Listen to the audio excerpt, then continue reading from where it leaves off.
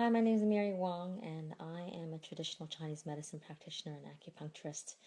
Today or tonight, welcome to my live post number 25, where I'll be talking to you about depression and how sometimes it is induced through life, the environment that you're in, by situations, and at other times it's more a biochemical imbalance where it is unavoidable, right? So the very first thing I actually want to say is that when I tweeted this out this afternoon, someone caught the title and decided that it was very negative, and I really appreciate that that was actually brought up, and I want to address that. So first of all, the response to my tweet was, as much as I wish positivity can keep away my depression and mental illness, and despite my positivity, it is an illness. So I actually don't disagree with that, because really what I want to allude to is that there are things that you can do in your life that can be positive and that can affect depressive tendencies in a positive way.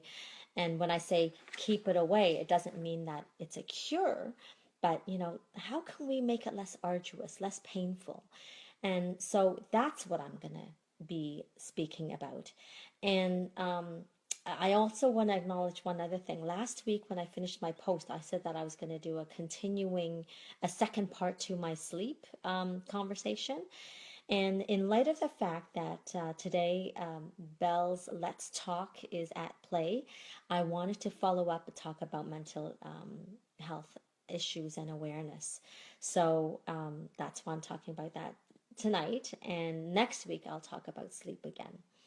So, as I said, it can be biochemical, it can be genetic, it can be environmental, it can be situational. So sometimes people are completely in a good place otherwise, and then bang, all of a sudden they're caught up into this whirlwind that pulls them down, that drags them down. And things that can do that are chronic, ongoing things, which include ailing family, or strife with family and friends, or battles, feuds.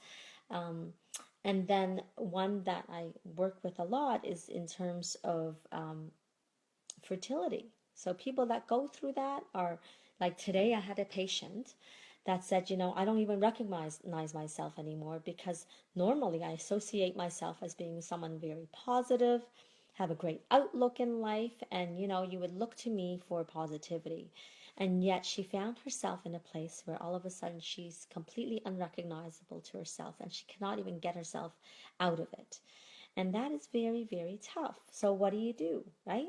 So I have 8 things. I mean, there's many more things that I speak to in my book, Pathways to Pregnancy, but here's my 8 top ones. So the very first thing, it's not about putting that smile on your face and pretending that you're happy.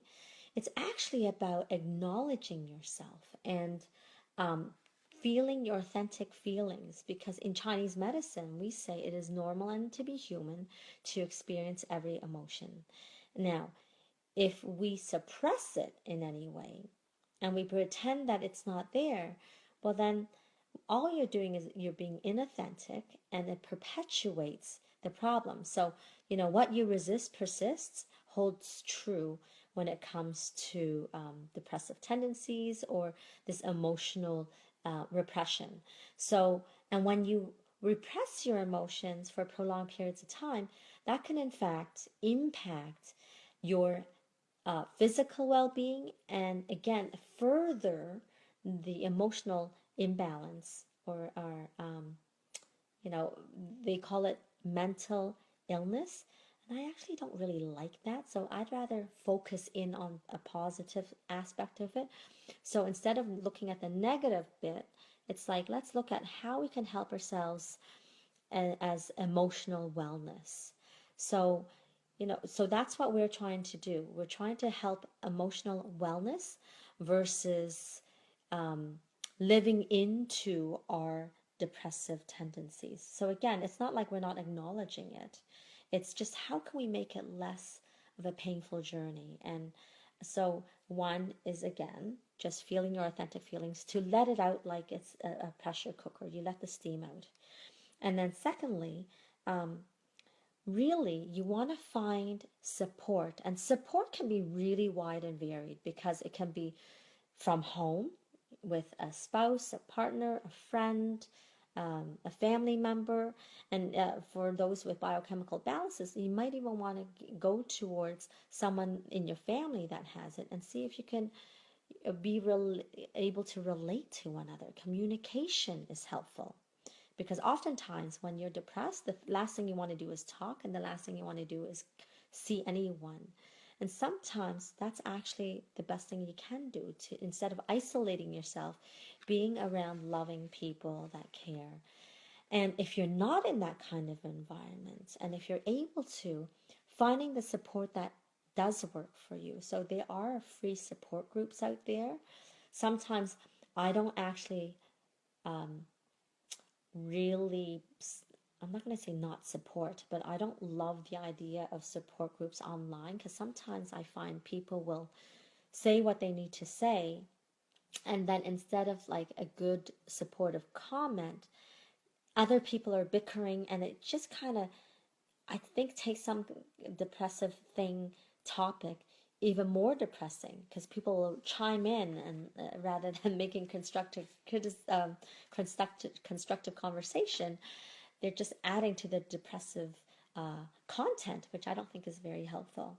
So support can include support groups live, and some people aren't very keen on that, because they think that there can be shame around it. Yet to me, it's like, if you can even go there one time and see if it's for you, even though you're shy about it, it might be something worth your shot, because you never know. Because all of a sudden you're with like-minded people in like-minded situations, and you can actually help each other, especially if it's guided by a professional. And if you want to be more private about it, certainly see a health professional if you're not already with someone. So third, exercise. So again, I find when someone is quite depressed, there's this insular thing, you don't want to do anything. Yet ironically, exercise helps to induce that nice relaxation response. The endorphins come into play, and you just feel a little better. Wow, and what works better on your whole overall health, both physically as well as emotionally. So then, along with that, exercise that releases the nice good feelings. So other things that can do that is also through food. So again, when it comes to feeling sad and depressed, we can overeat, or we'll pick the wrong foods, because it's considered nurturing foods for the soul, supposedly. But when you look at the health content or lack thereof, it may actually cause more of this roller coaster ride. So, for example, if you grab quick sugars, you're going to have this like quick little hit, but then you're going to have a depressive low blood sugar, and that low blood sugar will make you dip down even more, which may not be helpful in how you feel. So, I highly recommend eating a good, wholesome diet to help counter the whole biochemical bit as well. So that is very, very important. So along with that, unfortunately, our food quality and our food source, I find, is also diminishing in the nutritional content. So sometimes adding in supplements is a very wise thing to do. So very simple things, especially now in Canadian winter, we have less sunshine, and sunshine, the natural vitamin D, gets diminished. And in fact, looking at a lot of studies, at least 75% of us are deficient in vitamin D anyway. So actually taking vitamin D, adding fish to the diet if you're able to, because that contains vitamin D, as well as supplements like fish oil that can do it. If you're vegetarian, there are other sources, but other sources would actually specifically be vitamin D if you're not eating fish. Okay. So other supplements, like, so for example, extra stress, so vitamin B12 is very important. There are other things, but again, you may want to seek out a health professional, because it's beyond this conversation tonight. Chinese medicine, of course, that's I'm going to be partial to that because I've certainly witnessed lots of people take that, and again, it can help the imbalances that keeps the depressive tendencies going. And then along that line, acupuncture. And there's actually a study out there that says that taking acupuncture for 3 months and it helps depressive tendencies or depression altogether more than um, a person who's taking drugs on its own. So the study included those that were already on drugs for treatment of depression. And when they added in the acupuncture for 3 months, so I'm just reiterating, um, their symptoms of depression actually eased off or diminished or even, was completely diminished. And that says something, right? Because again, it goes back to the whole fight or flight response. And instead of, your adrenals being way up here and being overtaxed and overstressed, it helps to calm it. But then also for those that are the opposite, where they're completely low and there's nothing going on, it helps to excite it. So acupuncture is in a way of a rebalancer, rebooster. It kind of reads what the person needs on its own, because really what we do is the needles, when it goes in, it taps into your own natural healing capacity, and it kind of gives it a nudge to do what it needs to do. But again, short of that, because not everybody has access, you can do some acupressure. You can do things, again, back to the eating right and exercise. Then you can do things like meditation, hypnosis, visualization techniques. And certainly there's a heck of a lot of apps out there now that can guide you to do any of this. And so, and for those that are so stressed that you can't even sit still, like ideally you want to do that. But if you can't, then I always say there's such a thing as a walking meditation. So there are, in fact, apps that allows you to even, let's say, commute A to B, and you can listen to it so that you can be in a more of a meditative, calm state. And the reason why you want to do any of these is oftentimes we find ourselves just muddling in our thoughts, and it just keeps on going, like it keeps churning and you cannot shut it off. And so meditation, hypnosis, visualization, all those kinds of techniques, which includes exercise, which may be like running, walking, whatever. Okay, so those can help to mitigate the depressive hormones, the chemicals. And also, you're literally being in the present moment, so more out of your head and into your body. And so that helps. So, where was I? I think we covered most of it. In fact, we covered all of it. So, let me reiterate. So, being your authentic self, feeling your feelings, allowing that to come up and out. And then 2, getting support that you need. 3, exercise. 4, oh, this is the one I did miss. So some people, they don't want to talk to others and they want to keep it private. And one way to help get it out, emoting it out, is through writing or through song or through art. So all of those can be helpful as well. And then so 5, that back to the meditation, hypnosis, visualization. 6, nourish your body. And then 7, nutrients through supplements.